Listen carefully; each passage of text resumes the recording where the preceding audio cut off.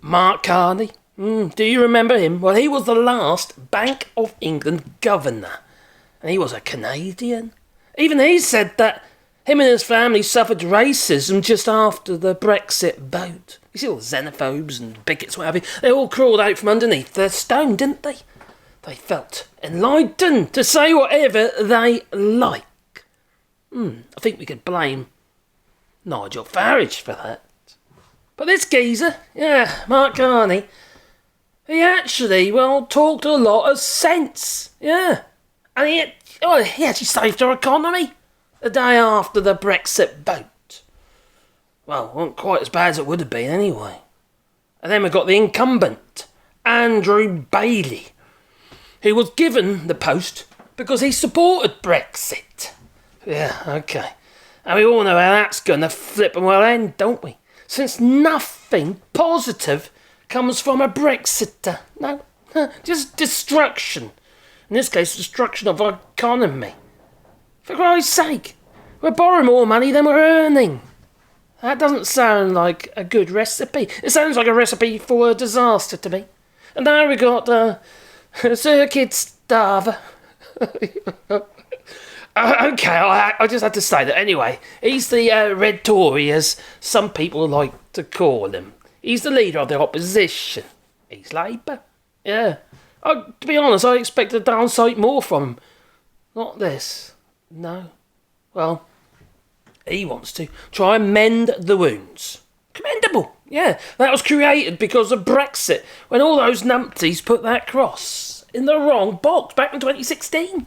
Yeah, he said he wants to make Brexit work. Oh my giddy heart. Well, that's like a red rag to bull for me. Well, a load of bollocks. Sorry.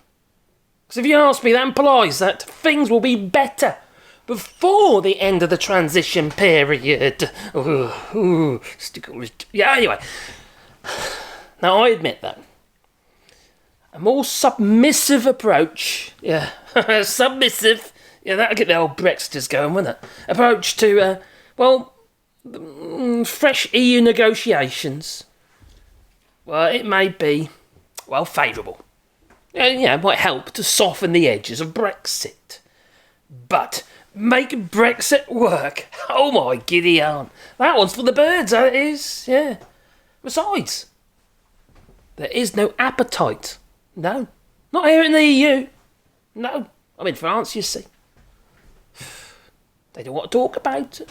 They're not interested. So no, there is no appetite to go over Brexit again. They want to move on, yeah. You made your bed, you can flip and lie in it now. Citizens in the EU. I'm sorry, but they don't give a flying feck about Brexit. Unless it affects them directly. Why would they care? They've got things rosy in comparison. Well, unless you're like me, that is. We're a giant chip on the shoulder. I have this I've got the chisel, so you can knock it off. Yeah, giant chip of Brexit. Yeah, Brexit chip. Because it buggered up my kids' futures, you see. So I resent them. I don't hate them, no. I resent them. I resent them for their bigotry. I really do. Xenophobia, I really do. And they're still there, unfortunately.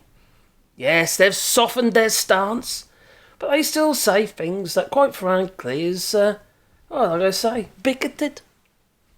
Unfortunately.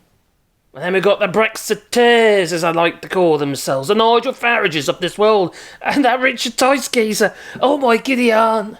Has he had a lobotomy or something? Something not quite right in his head, I'll tell you. The amount of oxymorons that keep coming, and that Ben Habib geezer. Oh, crikey. It don't make any sense what they say. Well, but to be honest, coming back to the EU, there is no political will. There isn't. No. To spend time on renegotiating the Brexit deal. Unless the prize for the EU or member states is so flippin' big, it'll be at the expense of the UK. Yes, it'll soften it somewhat. Yes, the UK might get a little bit of a little tweak and a little bit of a bonus. But it'll still be to the benefit of the EU. They made that quite clear at the beginning, didn't they? Yeah, that Guy Verhofstadt geezer. Michel Barnier having secret meetings and saying, oh, I tell you what, we're going to use Northern Ireland as a tool. Yeah, to get what we want. Recorded on video it was. But Starmer says, as we go into 2025, we will, attempt, no certainty, no guarantees, we will attempt to get a much, actually that's probably the most sensible thing he said, attempt, yeah, to get a much better deal for the United Kingdom. Okay, I suppose that's commendable. We all want a better deal. I'm sure even in the EU want a better deal for them. Well, although he did not actually specify what he would seek to improve. No. All of it? Bits of it? No. We ain't got, we don't know. We ain't got a clue. No, but he added he did, yeah. That he was confident. Forever the optimist that a better deal could be negotiated. I hope he's right. I really sincerely hope he's right, but I'm a realist. I make things out of wood, and I know if something doesn't fit, it doesn't fit. And this doesn't fit. It doesn't make any sense. Why would they? So yes, he thinks he can negotiate a better deal with Brussels, but they haven't actually got the political will. No. But don't forget, in 2025, we come to the end. It's like the cooling off period is what we had, or sort of like the testing period. Yeah, to see how it's all going for either side. He seems to think that's as a trigger for renegotiation. Yeah. Yeah, so we can now get a closer trading relationship. Now, don't get me wrong. Keir Starmer's approach is more open and more willing to be more integrated with the EU. That's a foregone conclusion. I've got no doubt there whatsoever. So it definitely would be better.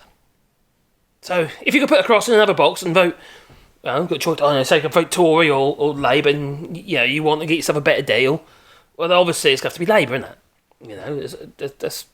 There's something not quite right in your head if you vote Tory again. There really isn't.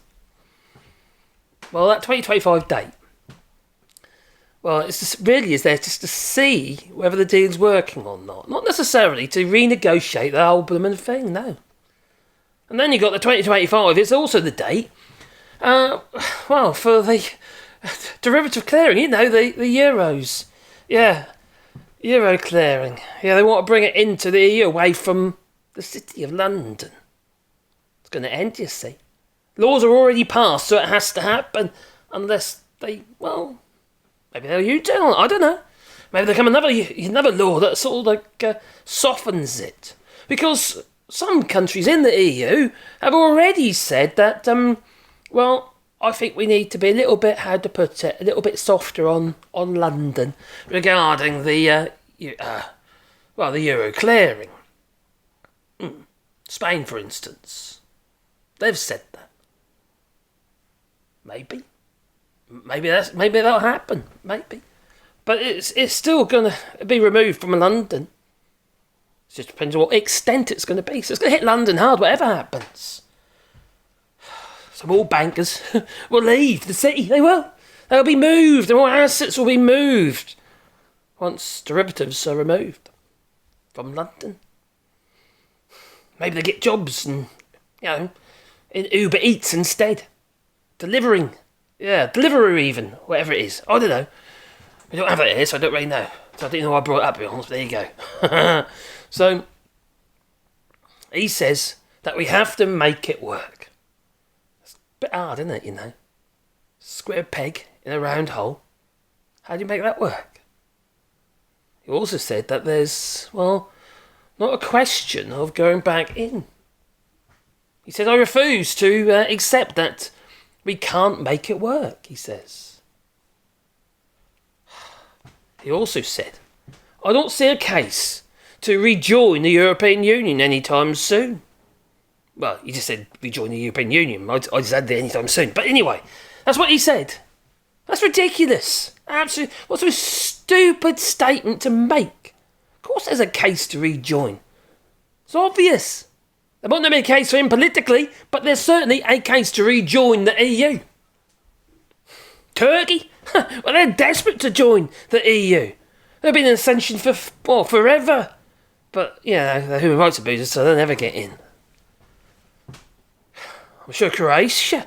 I'm sure they saw a case to be in the EU, consider in the EU.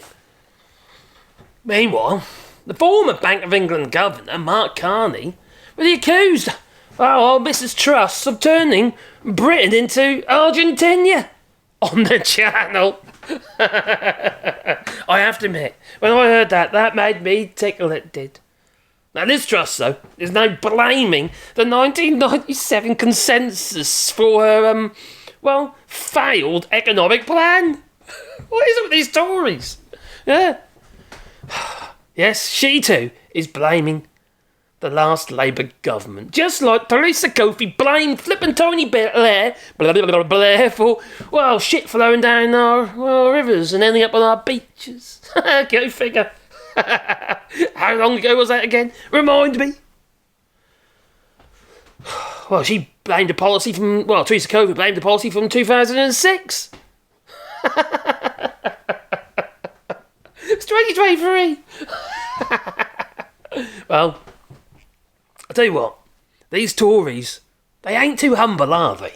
No. They want to blame everybody else. Every other bugger except themselves. It's not my fault. No, it's Tony Blair. That's Tony Blair's fault, that is. Now, even flipping Lindsay Oil. Yeah, our common speaker. I'm no fan, no. Even he said, who would have thought it, that we'd end up like, a South American banana republic? And that's what worried me, he said. Well, I suppose he's got a point. Now, Mark Carney, speaking at the Global Progress Action Summit in Canada, which, I think Tony Blair was even there. I know Keir Starmer was there as well, yeah. Well, he said anyway, Mark Carney, that when Brexiters tried to, create Singapore on the Thames, the Truss government instead delivered Argentina on the channel. And that was about a year ago now, yeah. Oh, blimey, how long was he there? 49 days or something? I got beaten by that lettuce. Oh, my giddy hard. That was comical. Was it a Daily Star? I think it was a Daily Star. That had live streamed the lettuce. That was funny, I must admit. Whoever came up with that idea, I thought that was brilliant. Anyway, those with little experience, says Mark Carney, in the private sector, lifelong politicians masquerading as free marketeers. They grossly undervalue the importance of mission, of institutions, and of discipline. Yeah, to a strong economy. That's what Mark Carney said. Sounds sensible to me.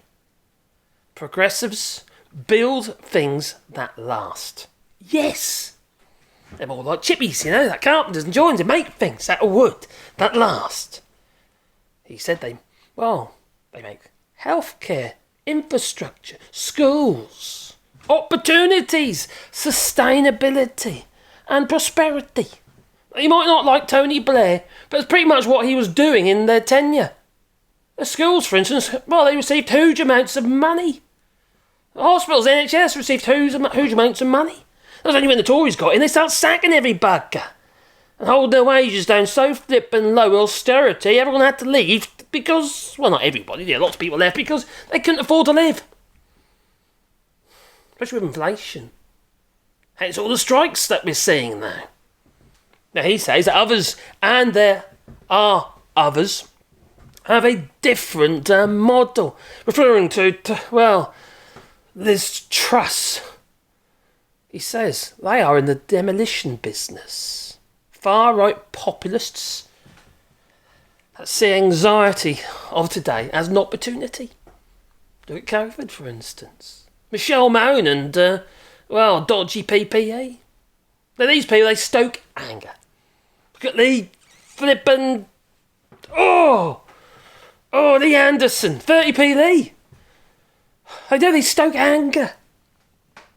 But you see, that's necessary for their projects. So they can feather their own nests. You see, when you break something, you have to rebuild it. And it's just another opportunity to profiteer from the public purse. Like I say, Michelle Mone. When's she going to jail? Actually, when's Richie Sunak going to jail? They're all corrupt. They're all feathering their own nests. Oh, inadvertently, apparently. Well, Our town public servants have, well, like Mark Carney, what have you. They do have a damning opinion of the current state of UK politics. No. It's no surprising, is it, that the world view of the United Kingdom is so flippin' dire. Now, if you live in the EU, for instance, tell me. Leave it in the comments down below. I would like to know. How do you see the UK now? Whether you're a British citizen or not. And then investors. Well, direct foreign investment into the UK is not... That's pretty dire too now, isn't it? You know, people, investors are thinking twice because they don't know how the land lies. They don't know what to invest in or whether they'll get a return on their money. Because, unfortunately, these Tories have broken Britain. And everything else they get their greasy little mitts onto.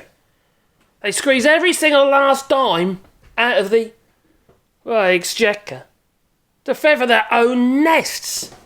But you tell me. Please leave it in the comments down below. And if you want to support the channel, you can do it on Patreon or buy us a coffee in the links down below. It's also memberships. And we go live on Sundays at 8:30 p.m. And we have a bit of a blast. Yeah. I'll go as long as I can until my voice decides to give in. Blame me. Anyway. Which is probably a blessing in disguise, to be fair. So, anyways, have a lovely day. Yeah. And please comment down below and boop the old like button because it helps the channel, you know. And if not, I'll get you my giant turning chisel, my giant skew. Look at that one. It's a monster, isn't it? No, Robert Sorby. Good old thing it is, I'll tell you. Ta-ta.